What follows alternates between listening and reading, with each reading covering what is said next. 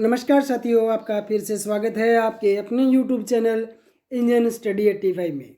उससे पहले आप सभी को आज के दिन रक्षाबंधन की हार्दिक शुभकामनाएं। और आपका जो परीक्षा टाइम है वो काफ़ी नज़दीक आ चुका है। चाहे वो ट्रेनी CTIS एंट्रेंस एग्ज़ाम की तैयारी कर रहे हैं, चाहे ITI फाइनल एग्ज़ाम की, सभी के लिए ये जो प्रश्न सीरीज़ हमारी चल रही है काफ़ी उपयोगी रहेगी। इससे पहले मैं एक बात आपको बता देना चाहता हूँ कि अभी हमारे आज जो सीरीज लगा रहे हैं 181 से 118 तक, तो यहाँ पे जाके ये भारत स्किल के जो प्रश्न है वो समाप्त हो जाते हैं। लगभग संभावना रहती है कि इसमें से तकरीबन 50% क्वेश्चन आते हैं। इसके अलावा अभी हम कुछ ट्रैक्टर मैकेनिक के और ऑटोमोबाइल ट्रेड के प्रश्न हल करेंगे ताकि हमारे से किसी प्रकार का कोई प्रश्न नहीं छूटे। फिर भी मैं हर एक प्रश्न का पूर्णतः व्याख्या सहित इसको करवा रहा हूँ, तो आप हमेशा क्लास को पूरा का पूरा देखें, कहीं स्किप नहीं करें और क्लास को लाइक शेयर जरूर करें अपने साथियों में, ताकि सभी को इसका फ़ायदा मिल सके। और मेरे को भी एक खुशी होती है कि मैं जो पढ़ा रहा हूँ काफ़ी लोग देख रहे हैं उसको, और उसमें कमेंट करें। अगर कुछ गलती आपको लगे या कुछ समझ में नहीं आ रहा हो तो मेरे को कमेंट बॉक्स में कमेंट अवश्य करें। तो चलो चलते हैं साथियों आज के हमारे अपने पहले प्रश्न की ओर। पहला प्रश्न है, किस सिस्टम में एक संचायक का उपयोग किया जाता है? संचायक को बोला जाता है साथियों, इंग्लिश में बात करें तो एक्यूमुलेटर। तो एक्यूमुलेटर हमारे यहाँ शीतलन प्रणाली में नहीं किया जाता, नहीं इलेक्ट्रिकल में होता है, नहीं हाइड्रोलिकल में होता है। तो हमारा आंसर साथियों बी नंबर करेक्ट रहेगा। स्टार्टिंग सिस्टम में एक्यूमुलेटर का यूज किया जाता है। चलते हैं हमारे नेक्स्ट प्रश्न की ओर। अगला प्रश्न कह रहा है कि सामान्यतः प्रयुक्त शीतलन माध्यम कौन सा है मरीन इंजन में? तो मरीन इंजन कौन से होते हैं, सबसे पहले इसकी चर्चा कर लें। जो पानी के जहाज होते हैं, पानी पर चलने वाले जो जहाज होते हैं उन्हें हम मरीन इंजन कहते हैं। तो मरीन इंजन की बात की जाए तो इसमें शीतलन का माध्यम क्या होता है? तो जब हमें पता है कि जो पानी में हमेशा रहते हैं तो वह शीतलन क्या हम हवा से करेंगे? नहीं करेंगे। हवा किसके लिए होता है? पंखे के लिए। कूलिंग वाटर से करेंगे। पानी होना चाहिए, समुद्री पानी होना चाहिए और शीतलन होना चाहिए। अब हमें तीनों में से एक को निकालना है कि हमें सही क्या है। यहाँ लिखा है मरीन इंजन में सामान्यतः प्रयुक्त शीतलन माध्यम कौन सा है? तो यहाँ क्या आएगा? एक शीतलक आएगा। अब शीतलक आएगा, इसका आंसर आप अगर आप देखोगे अपनी डिक्शनरी में या किसी ने भारत स्किल ऐप से ये PDF डाउनलोड भी कर रखी है तो उसका आंसर दिया हुआ है समुद्र का पानी। तो एक बात याद रखना, समुद्र के पानी से हम शीतलन नहीं कर सकते क्योंकि समुद्र का पानी क्या होता है? खारा होता है साथियों। क्या होता है? खारा होता है। खारा होगा तो ये जैसे ही इंजन के अन्य भागों में जाएगा तो सभी भागों को क्या कर देगा? खराब कर देगा। इसलिए अपने क्या करते हैं, जो हमारा कूलेंट होता है, जो शीतलक होता है, उसी के माध्यम से इसको हम ठंडा करते हैं। परंतु इस शीतलक के लिए एक हम अलग से ये कूलिंग के लिए एक लगा लेते हैं। तो इसमें से हम कूलेंट को गुजारते हैं और यहीं से समुद्र के खारे पानी को गुजारते हैं। तो ये खारा पानी तो होता है परंतु ये ठंडा होगा और यहाँ से जो इंजन से निकलेगा वो गर्म होगा। ये गर्म पानी जैसे इस ठंडे पानी के संपर्क में आएगा तो ये ठंडा होकर के निकल के दोबारा हमारे कार्य के लायक हो जाएगा और समुद्र का पानी सिर्फ नलियों के बाहरी तरफ बहेगा और वापस समुद्र में चला जाएगा। तो हमें यहाँ ध्यान रखना है कि समुद्र का पानी सीधा हम शीतलन के रूप में प्रयोग नहीं कर सकते। तो हमारा आंसर क्या था यहाँ साथियों? कूलेंट में शीतलक जिसे अपने कहते हैं, जो एंटी फ्रीज सॉल्यूशन होता है, उसको हम काम में लेते हैं।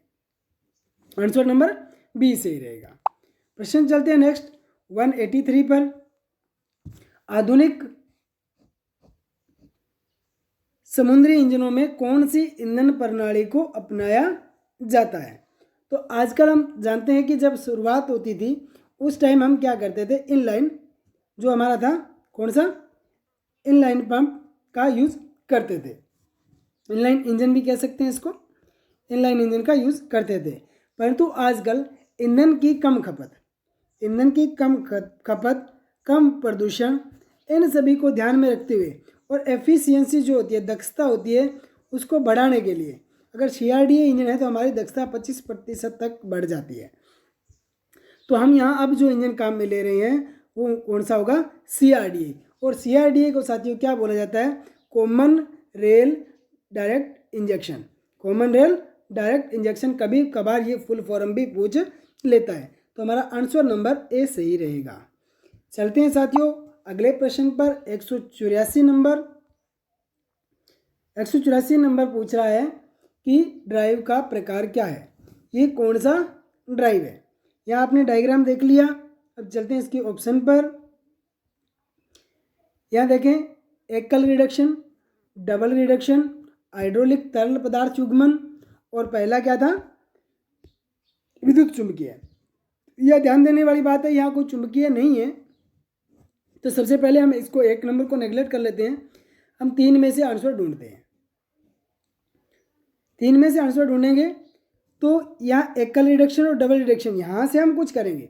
हाइड्रोलिक कपलिंग, अभी आगे प्रश्न आएगा। ये जो नीचे आपको दिखाई दे रहा है ये एक हाइड्रोलिक कपलिंग है, जहाँ फ्लूइड अपने बोलते हैं। तो ये हाइड्रोलिक कपलिंग भी नहीं हो सकता। बचे हमारे पास 2। अब हमारे पास वहाँ क्या थी, 2 गिरनियाँ थी। क्या थी, 2। तो यहाँ क्या आएगा, डबल रिडक्शन। क्या आएगा साथियों, डबल रिडक्शन। तो इसका आंसर नंबर सी सही रहेगा। प्रश्न नंबर 185 पर चलते हैं। 185 कह रहा है ट्रांसमिशन डिवाइस का नाम क्या है। अभी हम पढ़ के गए थे कि ट्रांसमिशन डिवाइस, तो वहाँ क्या था, डबल रिडक्शन। तो ये क्या होता है, ये फ्लूइड कपलिंग होता है। क्या होता है, फ्लूइड कपलिंग। इलेक्ट्रोमैग्नेटिक नहीं है, यूनिवर्सल भी नहीं है और फ्लेंज भी नहीं है। फ्लेंज क्या होगा, इस तरह से होता है फ्लेंज। यहाँ शाफ्ट आ गई, यहाँ शाफ्ट आ गई, इनको जोड़ दिया जाता है। और यूनिवर्सल कपलिंग जो अपने इस तरह से देखते हैं, एक कोणी मोड़ वाला, जो बसों या ट्रकों में क्या होता है, लगा होता है। जो प्रोपेलर शाफ्ट जिसे अपने बोलते हैं, वहाँ जो ज्वाइंट होता है उसे बोलते हैं अपने यूनिवर्सल कपलिंग। और इलेक्ट्रोमैग्नेट जो इलेक्ट्रॉनिक पे काम करता है, यहाँ क्या होता है, ये एक इधर आ गया फ्लाई व्हील। क्या आ गया, फ्लाई व्हील। ये आ गया क्लच वाला सिस्टम, या इंजन को जो पावर जा रही है या गियर को जा रही है। तो ये यहाँ क्या होता है, फ्लूइड होता है। जैसे ये जो हमारा फ्लाई व्हील घूमता है तो इसके साथ लगी प्लेटें भी काफ़ी गति से घूमती है। तो जब इनमें घुमाव आता है तो यहाँ एक इस तरह से घुमाव पैदा होता है। तो घुमाव पैदा, इसके साथ लगी हुई प्लेटें भी घूमती है और ये शाफ्ट हमारी घूमने लगती है। तो आंसर नंबर हमारा ए सही रहेगा।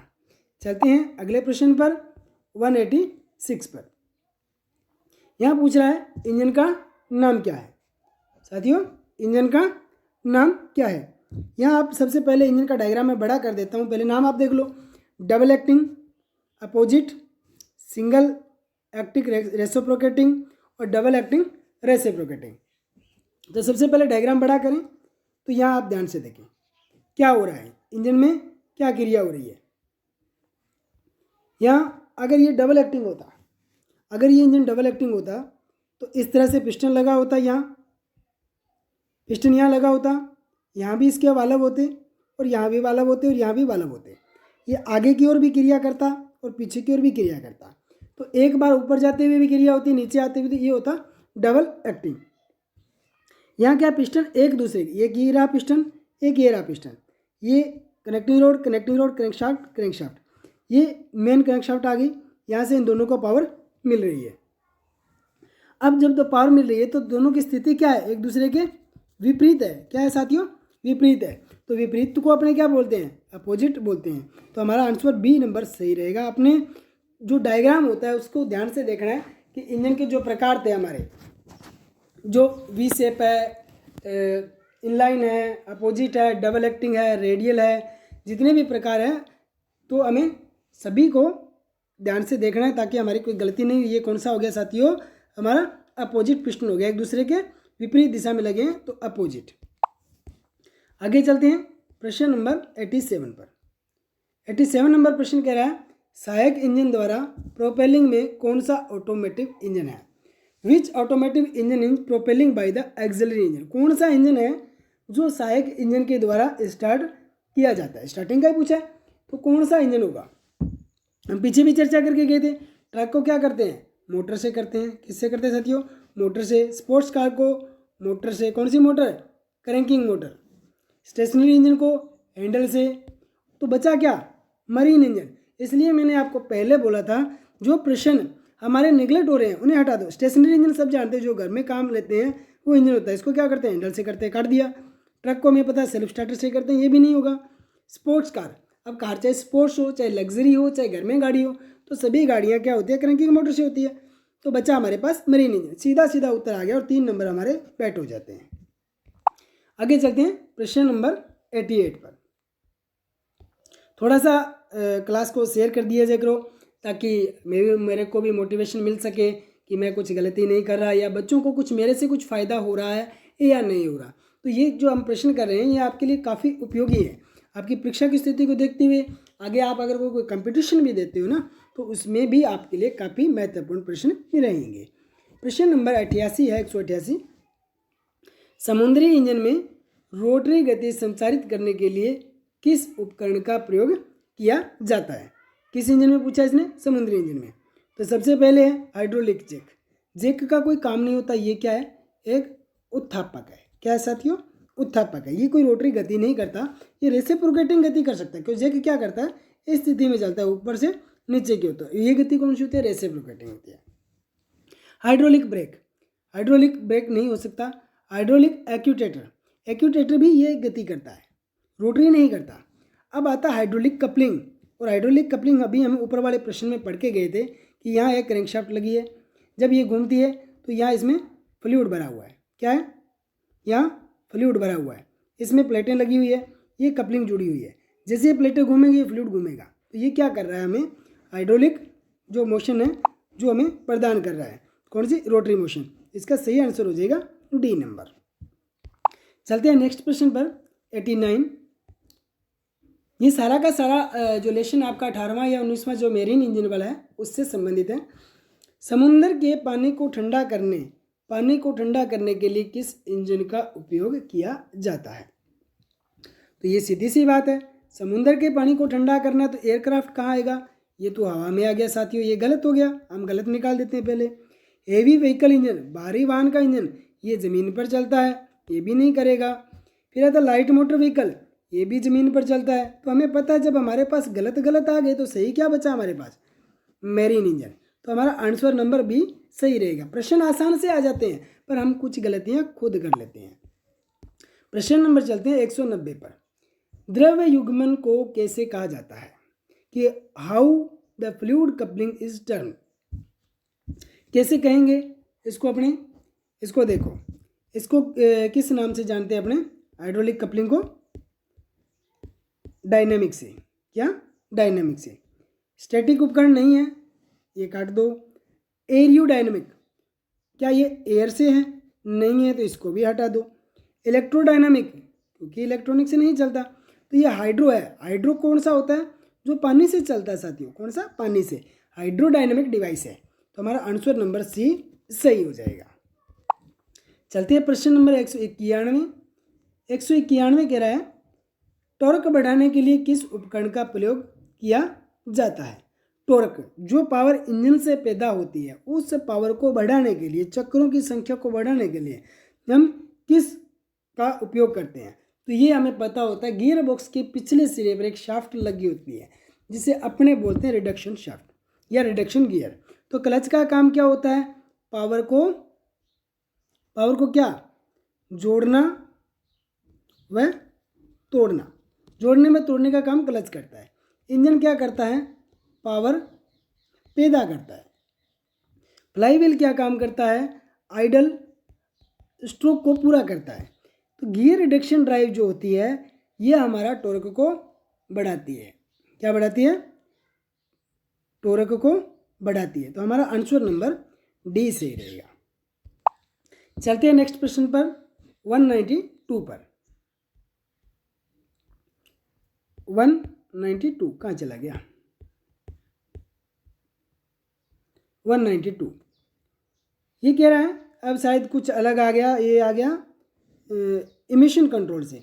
इमिशन कंट्रोल आपका अंतिम में एक लेसन है जिसमें हमारे जो प्रदूषण है, प्रदूषण कारक कितने प्रकार के हैं, उसके लिए हम क्या क्या विधियां अपनाते हैं।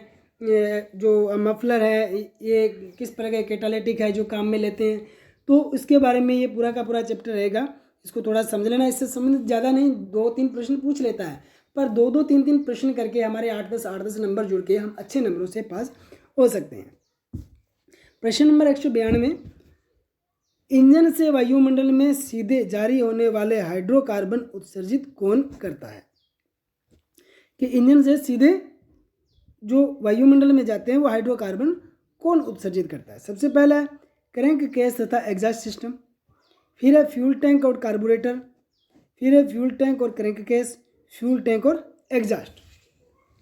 अब सीधा कहाँ से होता है? सीधा होता है सबसे पहले देखिए क्रैंक केस और एग्जॉस्ट सिस्टम से। एग्जॉस्ट सिस्टम से क्या होता है, जो धुआं निकलता है उसमें हाइड्रोकार्बन की मात्रा होती है। और क्रैंक केस में क्या होता है, जो अधजला मिश्रण हमारा होता है जो चला जाता है, जिस कारण से इसमें क्या होता है, वातावरण में जो इमिशन होता है वो चला जाता है। तो हमारा आंसर नंबर ए सही रहेगा। फ्यूल टैंक से कुछ नहीं होता और कार्बोरेटर से भी कुछ नहीं होता। फ्यूल टैंक से कुछ गैसें निकलती है पर हाइड्रोकार्बन के रूप में बाहर नहीं आती। वेंट प्लग होता है, सिर्फ गैसें ही बाहर आती है। क्रैंक केस से अवश्य निकलता है। यहाँ एक सही है पर एक गलत है। फ्यूल टैंक गलत हो गया, एग्जॉस्ट सही हो गया। तो यहाँ एक गलत एक सही दे रखा है, तो यहाँ फ्यूल टैंक गलत हो गया, ये सही हो गया, ये गलत हो गया, ये सही हो गया, ये गलत हो गया, ये सही हो गया। तो यहाँ दोनों ही सही है। तो हमारा आंसर नंबर ए सही रहेगा, क्रैंक केस और एग्जॉस्ट सिस्टम। हमने क्रैंक केस को आपको पढ़ाया था, कितने प्रकार के होते हैं crank case system. Crank case से जो दूषित गैसें आती है उन्हें अपने वेंटिलेशन सिस्टम कहते हैं। कौन सा? एक पॉजिटिव वेंटिलेशन और एक ओपन BRATHING ब्रीथिंग। ये क्रैंक केस सिस्टम के हैं। पॉजिटिव में क्या करते हैं, निकलने वाली गैसों को सीधा इंजन के इनलेट में लगा दिया जाता है ताकि ये गैसें जल करके द्वारा हाइड्रोकार्बन को कम कर दे। कि ओपन में एक ब्रीदर पाइप लगा देते हैं जो सीधी की सीधी क्या होती है, वातावरण में दूषित गैसों को छोड़ देती है। यहाँ हम एक प्रश्न के मान के चलो आप 30 प्रश्न सॉल्व करते हो, तो 30 प्रश्न के बजाय हम कम से कम 100 से 150 प्रश्न हल कर लेते हैं। छोटे छोटे प्रश्नों के अन्य आंसर भी हमें मिल जाते हैं। यहाँ आया प्रश्न 193, कौन सा इंजन नाइट्रोजन ऑक्साइड को अधिक मात्रा में उत्सर्जित करता है? Nitrogen oxide, carbon oxide, carbon monoxide, ये कुछ उत्सर्जक होते हैं। इसमें पूछा है कि नाइट्रोजन ऑक्साइड को कौन ज़्यादा उत्सर्जित करता है, तो सीधा से इसका उत्तर आ जाएगा कंप्रेशन इग्निशन इंजन। कौन सा? Compression ignition engine. सीधा सा उत्तर हमें मिल जाएगा बी नंबर। प्रश्न नंबर 194, ग्रीन हाउस गैस को प्रभावित कौन सी गैस करती है? और इसका आप सभी को पता होना चाहिए साथियों, क्योंकि ये तो एक कम्पिटिटिव प्रश्न है। ये आपके एग्जाम में साइंस से संबंधित हर जगह प्रश्न पूछ लिया जाता है। तो इसका सीधा सा आ जाएगा कार्बन डाइऑक्साइड गैस, CO2 आएगा। CO2 का गया। कौन सा? ग्रीन हाउस गैस को प्रभाव कौन सी गैस करती है? सॉरी, कार्बन डाइऑक्साइड न करके कार्बन मोनोऑक्साइड करती है, CO। आगे चलते हैं 195 पर। कमजोर संपीड़न के दौरान डीजल इंजन से कौन सा प्रदूषक अधिक मुक्त होता है? कमजोर संपीड़न कब होता है? जब लाइनर घिस जाता है, या रिंग कमज़ोर हो जाते हैं, या वाल्व कमज़ोर हो जाते हैं, गाइडें घिस जाती है, उस कारण से हमारा संपीड़न जो काफ़ी कमज़ोर पड़ जाता है। इस स्थिति में अपने क्या करते हैं, स्थिति में क्या करेंगे? यहाँ एक बार रुकना साथियों, थोड़ा सा कन्फ्यूज़न है मेरे को कि 194 कि यहाँ मैंने CO2 लगवाना था, CO लगवा दिया, क्योंकि CO2 ही इसका करेक्ट आंसर होगा। क्योंकि ग्रीन हाउस के लिए कार्बन मोनोऑक्साइड या कार्बन डाइऑक्साइड, नाइट्रोजन कुछ भी नहीं है। यहाँ सबसे ज़्यादा प्रभावित कार्बन डाइऑक्साइड ही करती है। प्रश्न नंबर 195 पर चलते हैं। तो 195 का अपने देखते हैं कि कौन सा प्रदूषक जो अधिक मुक्त होता है। तो आप बताओ इसमें।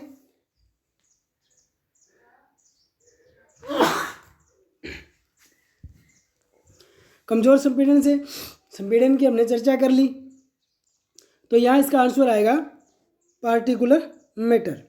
क्या? Particular matter. CO क्या होगा? कार्बन मोनोऑक्साइड कब होगी? अर्धजलित कंप्रेशन से। हाइड्रोकार्बन जल मिश्रित से। नाइट्रस ऑक्साइड ये जब एग्जॉस्ट होता है उसके साथ चली जाती है। पार्टिकुलर मैटर क्या होता है? कणों के छोटे छोटे टुकड़े, छोटे छोटे कणों के रूप में जो बाहर निकलते हैं उनको अपने बोलते हैं पार्टिकुलर मैटर। जो क्या होता है, कमज़ोर जब संपीड़न हो जाता है डीजल इंजन का, तो उस कारण ये प्रदूषक के रूप में काफ़ी मुक्त हो जाते हैं क्योंकि जलते नहीं हैं। प्रश्न नंबर 196, गैर प्रदूषण गैस कौन सी है? तो कौन सी गैस है जो प्रदूषण नहीं करती? अब हम सभी को पता है, कार्बन मोनोऑक्साइड करती है, नाइट्रो ऑक्साइड करती है, हाइड्रोकार्बन करती है, तो एक ऑक्सीजन है। कौन सी साथियों? ऑक्सीजन। आपको सभी को पता होना चाहिए किसका क्या बनता है, कि HCN CO इस तरह से आएगा, हिंदी में लिखा नहीं आएगा। तो आपका सबसे सही आंसर क्या होगा? D number, oxygen. प्रश्न नंबर 197, हाइड्रोकार्बन के साथ प्रदूषक गैसों का स्रोत कौन सा है? हाइड्रोकार्बन के साथ प्रदूषक गैसों का और अन्य स्रोत क्या है? ईंधन टैंक से वाष्पीकरण नहीं होता, ईंधन टैंक से वाष्पीकरण से इतनी गैसें दूषित नहीं निकलती है साथियों। आगे देखते हैं, फ्रॉम कार्बोरेटर वाष्पीकरण, कार्बोरेटर के वाष्पीकरण से इतनी दूषित गैसें नहीं निकलती। फ्रॉम क्रैंक केस ब्लो द्वारा, क्रैंक केस ब्लो द्वारा भी निकलती है, बट जो एग्जॉस्ट सिस्टम होता है, जो हमारा एग्जॉस्ट सिस्टम होता है, उस प्रणाली से सभी प्रकार की जो हम पढ़ते हैं CO2, NOx, ये सारी गैसें ही निकलती है। तो हमारा आंसर नंबर डी सही रहेगा। आगे चलते हैं हम प्रश्न नंबर 198, कन्वर्टर द्वारा परिवर्तित करने के बाद कम आरएफ उत्सर्जन तत्व कौन से हैं? कि जो उत्प्रेरक कन्वर्टर होता है, कैटालिटिक कन्वर्टर जिसे बोलते हैं, उसके द्वारा परिवर्तित करने के बाद कम आरएफ तत्व कौन से होते हैं? तो यहाँ आपने देखें कौन से तत्व होने चाहिए? H2O, CO2, nitrogen. Pb क्या होता है? लेड होता है, कार्बन डाइऑक्साइड होता है, नाइट्रोजन मोनोऑक्साइड, ये घातक है, ये भी घातक है, सीसा भी, ये घातक आ गया, ये घातक आ गया, ये लगभग सब घातक गैस हैं। H2O क्या होगा? जल मात्रा होगी, ये कार्बन डाइऑक्साइड में परिवर्तन करता है और नाइट्रोजन में परिवर्तन कर देता है, तो ये कम घातक होती है। आगे देखते हैं प्रश्न 199, प्रश्न नंबर 199 पर देखें तो पूछ रहा है, आंतरिक दहन इंजन द्वारा उत्पादित पूर्ण उत्सर्जन तत्व कौन सा है? अभी ऊपर वाला प्रश्न और नीचे वाला प्रश्न दोनों एक साथ आपने पढ़ना है, कौन किसको कन्वर्ट करता है। यहाँ इसका सीधा सा आंसर आएगा बी नंबर, क्या? CO, HC और NOx, CO, HC, NOx। CO को H2O में बदल देता है, हाइड्रोकार्बन को कार्बन डाइऑक्साइड में बदल देता है, NOx को नाइट्रोजन में। किसमें? नाइट्रोजन में। जो पीछे हमने परिवर्तित किया था, ये क्या करता है? उत्सर्जित गैसें हमारे पास कौन सी आई जो निकलती है? कार्बन मोनोऑक्साइड, हाइड्रोकार्बन और नाइट्रो ऑक्साइड। तो इन सभी को परिवर्तित कैटालिटिक कन्वर्टर जो करता है साथियों, ध्यान से देखना, वो CO को H2O में बदल देता है, HC को कार्बन डाइऑक्साइड में बदल देता है और NOx को नाइट्रोजन में परिवर्तित कर देता है। तो हमारा आंसर नंबर बी इसका सही रहेगा। और इस प्रश्न को पूरा ध्यान से देना, शायद ये प्रश्न आ जाए क्योंकि ये इंस्ट्रक्टर 2018 डीजल मैकेनिक की परीक्षा में आया हुआ है। प्रश्न नंबर 200 नंबर प्रश्न देखते हैं आज। सकारात्मक क्रैंक केस वेंटिलेशन कहाँ फिट किया जाता है? अभी हम बात करके गए थे क्रैंक केस वेंटिलेशन की, मैंने दो बताए थे, एक पॉजिटिव, एक ओपन ब्रीथिंग सिस्टम। तो पॉजिटिव की यहाँ पूछ रहा है कि कहाँ फिट किया जाता है। सबसे पहला बता रहा है मफलर और एयर क्लीनर के बीच में। मफलर क्या होता है? साइलेंसर होता है। क्या होता है? साइलेंसर। तो ये नहीं आएगा। कौन सा आना चाहिए? नियंत्रक और एयर क्लीनर के, ये भी नहीं आएगा। फीड पंप और एयर क्लीनर के बीच में, ये भी नहीं आएगा। आगे है इंजन ब्रीदर और हवा क्लीनर की। अब इसका एक डायग्राम बता दें कि मैंने बताया था इसका आंसर आएगा कि ब्रीदर पाइप से एयर क्लीनर तक, ये हमारा एक इंजन है, ठीक है। अगर ओपन ब्रीथिंग होता तो सीधा ये ब्रीदर पाइप ऐसे निकाल देता। अगर पॉजिटिव है तो इस पाइप को उठा करके, ये हमारा क्या आ गया? एयर क्लीनर आ गया। इस पाइप को एयर क्लीनर से संयोजित कर दिया जाता है। एयर क्लीनर छन करके ये हवा वापस से जल जाती है और इसमें जो हाइड्रोकार्बन HO, CO और NOx जो सभी होते हैं जल करके H2O और नाइट्रोजन इनमें परिवर्तित कर देता है। इसलिए हमें हमेशा ध्यान रखना है कि अगर ओपन ब्रीथिंग है तो सीधा वातावरण में जाएगा, अगर पॉजिटिव है तो इंजन क्रैंक केस की ब्रीदर पाइप से हवा एयर क्लीनर के साथ जुड़ा हुआ। प्रश्न नंबर 201 देखें अपने, तो उत्प्रेरक कन्वर्टर का उपयोग क्या है? जो आप कन्वर्टर काम में लेते हैं उपयोग क्या है? तो इसका आंसर देखें आप, इसका होता है सबसे पहले देखें कि शोर को नियंत्रित करना। शोर को तो अपने क्या करते हैं मफलर से, किससे कर लेते हैं? मफलर से। तो कैटालिटिक लगवाने की क्या जरूरत पड़ी? नहीं। फिर देखते हैं तापमान को नियंत्रित करना। तापमान को नियंत्रित तो हम साइलेंसर मफलर से भी करते हैं। ईंधन की खपत को नियंत्रित करना, तो ईंधन की खपत कभी भी कन्वर्टर या साइलेंसर से नहीं हो पाती। तो यहाँ आएगा इमिशन कंट्रोल। क्या आएगा साथियों? इमिशन, जो प्रदूषक है उन्हें कम करना। तो इसमें कई प्रकार के जली वगैरह लगा दी जाती है, तो जिससे ये प्रदूषक क्या हो जाते हैं? कम हो जाते हैं और एक दूसरे में उत्परिवर्तित हो जाते हैं, इसलिए इसको कैटालिटिक कन्वर्टर बोला जाता है। इसका प्रश्न नंबर आपने देख लिया, बी नंबर सही होगा। प्रश्न नंबर 202। प्रश्न नंबर 202 है, what is the purpose of EGR? अब यहाँ ईजीआर लिख रहा है, इसे बोलते हैं एग्जॉस्ट गैस रीसर्कुलेशन। ईजीआर की कई बार फुल फॉर्म भी पूछ लेता है, तो ये पूछ रहा है ईजीआर का क्या कार्य है। ईजीआर क्या करता है? एग्जॉस्ट गैस रीसर्कुलेशन क्या करता है? ये यहाँ देखें, रिड्यूस द NOx करता है कम, CO को, कार्बन मोनोऑक्साइड को कम नहीं करता, CO2 को कम नहीं करता, SO को कम नहीं करता। तो हमारा यह आंसर क्या आएगा? ए नंबर आंसर बिल्कुल सही रहेगा। और ईजीआर को आपने याद रखना है, ईजीआर का होता है एग्जॉस्ट गैस रीसर्कुलेशन। प्रश्न नंबर 203 में देखें, निकास उत्सर्जन प्रणाली में DPF के लिए संक्षिप्त नाम क्या है? ये देख लिए ना, फुल फॉर्म पूछ ली कहीं ना कहीं, तो हमें फुल फॉर्म का हमें अवश्य ध्यान देना है। DPF, तो DPF का होगा डीजल पार्टिकुलर फिल्टर। क्या यहाँ पढ़ा? Diesel particular filter. जो पार्टिकुलर आते हैं उन्हें छान लेना। डीजल प्रेशर फिल्टर नहीं आएगा, क्योंकि ये कैटालिटिक कन्वर्टर की बात हो रही है। तो कैटालिटिक कन्वर्टर में डीजल पार्टिकुलर फिल्टर लगा होता है। डीजल प्राइमरी फिल्टर हम बना देंगे, बाकी क्यों हमने सुना ही यही है। और डीजल डायरेक्ट पार्टिकुलर, यहाँ भी कुछ गलती हो सकती है, तो इसलिए हमें ध्यान से पढ़ना है कि डीजल पार्टिकुलर फिल्टर ही हमारा आंसर होना चाहिए। प्रश्न 204 कि EVAP कनिस्टर का उद्देश्य क्या है?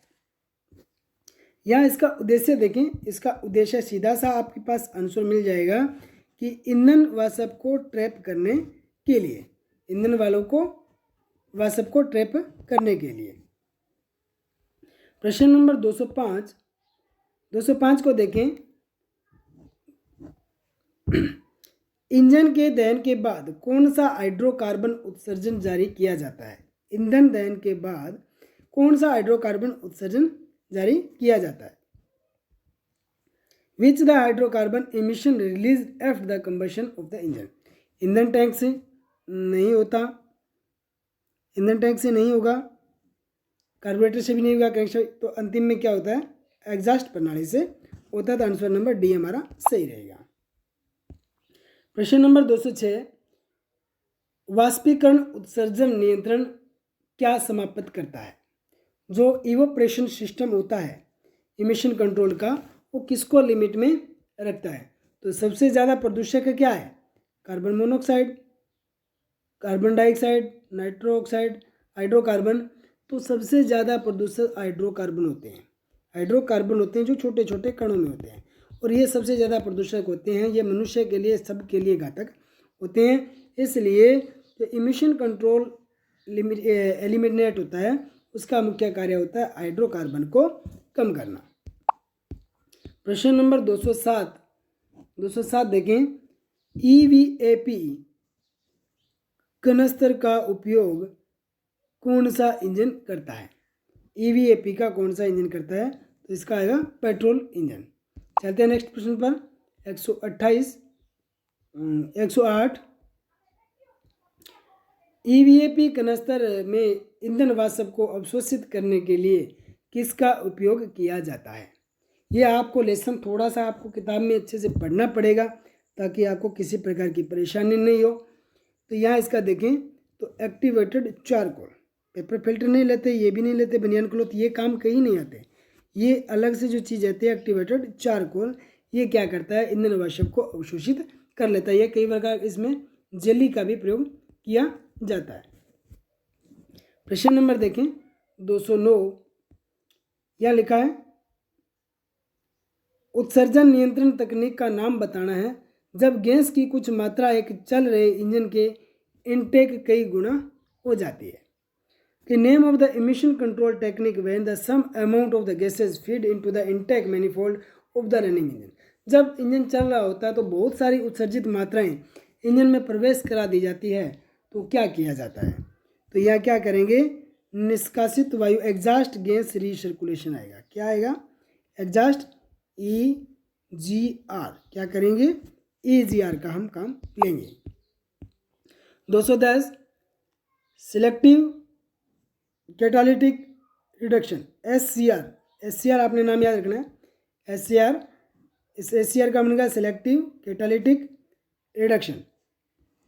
इसका पर्पज़ क्या है लगाने का, सिलेक्टिव का, तो सिलेक्टिव का पर्पज़ होता है रिडक्स NOx, प्रत्येक को अलग अलग के लिए लगाते हैं। EVAP को क्यों लगाया आपने, SC को कम करने के लिए, तो इसी तरह SCR का NOx को कम करने के लिए। प्रश्न नंबर 211 को देखें, पार्टिकुलर मैटर के उत्सर्जन का कारण क्या है। पार्टिकुलर मैटर के उत्सर्जन का कारण क्या है, कि पार्टिकुलर क्यों आते हैं उत्सर्जन के रूप में, तो हमें पता होता है जब अधूरा दहन होता है तो कुछ अधजले के कारण बाहर आ जाते हैं, इसी कारण आता है। तो प्रश्न नंबर सीधा B आपका करेक्ट हो जाएगा। हवा की अतिरिक्त आपूर्ति के कारण ऐसा कुछ नहीं होता, वायुमंडल में मिश्रण के कारण भी नहीं होता, पूर्ण दहन के कारण कभी कुछ नहीं आता, तो हमारा यहाँ आंसर आएगा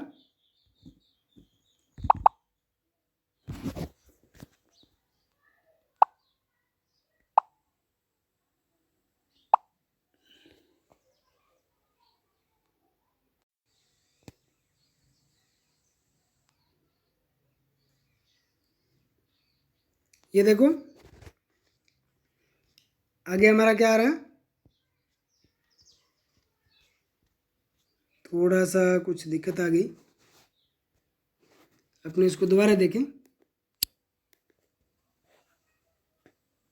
नंबर 211 को दोबारा देखते हैं कि पार्टिकुलर मैटर के उत्सर्जन का कारण क्या होता है, कि हमें पता होता है कि पार्टिकुलर कब निकलता है, जब अधूरा दहन होता है। पूर्ण दहन से क्या होता है, कोई पार्टिकुलर नहीं निकलते। अतिरिक्त हवा की आपूर्ति के कारण क्या होती है, हमारी एफिशिएंसी जो होती है बढ़ जाती है। और ड्यू टू एटमॉस्फेरिक मिक्सचर, वायुमंडलीय मिश्रण के कारण तो ऐसा कुछ नहीं होता। तो सही आंसर हमारा क्या होगा, B नंबर। 211 के बाद हम चलते हैं प्रश्न नंबर 212। आज हमने टोटल 218 ही प्रश्न करने हैं, उसके बाद हमारा ये सीरीज खत्म हो जाएगा, उसके बाद नई सीरीज लेके आएंगे। प्रश्न कह रहा है कि हम शून्य उत्सर्जन डीजल इंजन के पास कैसे प्राप्त करेंगे, कि उत्सर्जन बिल्कुल ही नहीं हो, तो ऐसा करने के लिए हमें क्या करना चाहिए। इसके लिए हम क्या करेंगे कि उत्सर्जन बिल्कुल शून्य हो, तो इसके लिए हम क्या करेंगे, PCVA और ECGR क्या लगाएंगे, क्या, positive crank case ventilation, PCV positive crank case ventilation, और EGR एग्जॉस्ट गैस रीसर्कुलेशन। तो आपको याद रहेगा। तो ऐसे प्रश्न आपको बहुत कन्फ्यूजन करेंगे और हर एक प्रश्न आपका 3 नंबर का है। प्रश्न नंबर 213, क्रैंक केस वेंटिलेशन का उद्देश्य क्या है।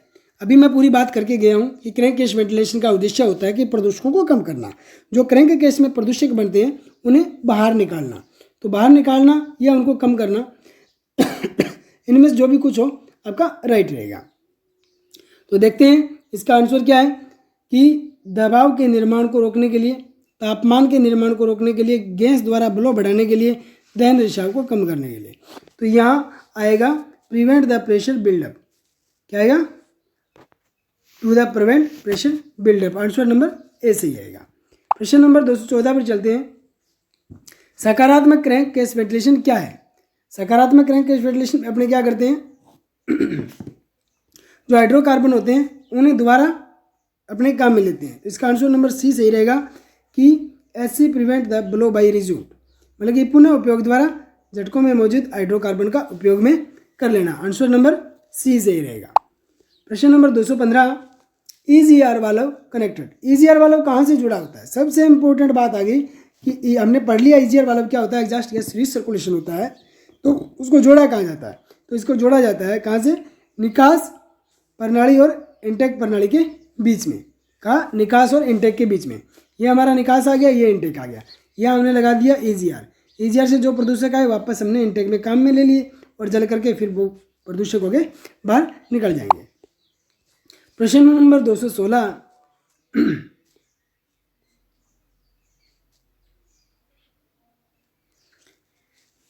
आरंभिक, ये इलेक्ट्रिसिटी वाला लेसन कुछ आ रहा है कि आरंभिक प्रणाली में कौन सा एक मजबूत विद्युत चुंबकीय स्विच है।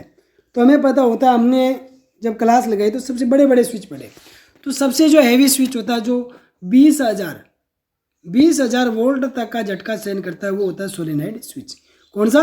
Solenoid switch. इग्निशन स्विच जो पुश या स्टार्टर स्विच होते हैं या स्टार्टिंग स्विच होते हैं, ये छोटे होते हैं। तो इसलिए सबसे भारी स्विच होता है सोलेनाइड स्विच। आपने याद रख लेना है। बी नंबर आंसर आपका सही होगा। प्रश्न नंबर 217 कि ड्राइव तंत्र का नाम क्या करना है। अब ये ड्राइव है कौन सी? हमारी क्रैंकिंग मोटर या क्रैंकशाफ्ट की। यहाँ 3 प्रकार की ड्राइव होती है, बेंडेक्स, एक्सियल और नॉन एक्सियल। तो हमें इसका चयन करना है ये किस प्रकार की ड्राइव है। तो यहाँ आप देखें कि ये क्या हो रहा है, बेंडेक्स हो रहा है या एक्सियल है या गियर एक्सियल है। तो अगर बेंडेक्स होता तो ये पिनियन अपने आप अपने थ्रस्ट पर घूम करके आगे जाता। एक्सियल है तो इसकी थ्रस्ट से ये आगे जाएगा, तो इसको बोलेंगे एक्सियल। आंसर नंबर कौन सा? सी सही हो जाएगा। प्रश्न नंबर 218, एक अल्टरनेटर में नियामक को कहते हैं रेगुलेटर का कार्य क्या होता है। एक अल्टरनेटर में रेगुलेटर का कार्य क्या है? रेगुलेटर का क्या काम होता है हमें पता होता है। आवश्यक रूप से अल्टरनेटर फील्ड में करंट को सीमित करना। एक रेगुलेटर क्या करता है? घर में पंखा लगा होता है तो रेगुलेटर क्या करते हैं? आवश्यक करंट से अधिक नहीं जाने देता, जितनी आवश्यकता होती है उतना ही जाने देता है। इसके अलावा ऐसा कोई कार्य नहीं करता। ये कि करंट को एक दिशा में फ्लो की अनुमति के लिए हम डायोड लगाते हैं। क्या लगाते हैं? डायोड लगाते हैं। Take the heat of the diodes, diode से गर्मी लेता है, ऐसा कोई काम नहीं होता। और to the increase the current flow, current के प्रभाव को बढ़ाने के लिए हम क्या करते हैं? ट्रांसफार्मर का इस्तेमाल करते हैं। तो नियामक का काम होता है अल्टरनेटर फील्ड को सीमित करंट पैदा हुआ करंट आगे प्रदान करना। तो धन्यवाद साथियों, आज के लिए हम क्लास में आज इतने प्रश्न हल करेंगे। उसके बाद हम नेक्स्ट क्लास में देखेंगे। तो ज़्यादा से ज़्यादा शेयर, लाइक और सब्सक्राइब जरूर करें और लाइक और कमेंट अवश्य करें। धन्यवाद। जय हिंद, जय भारत।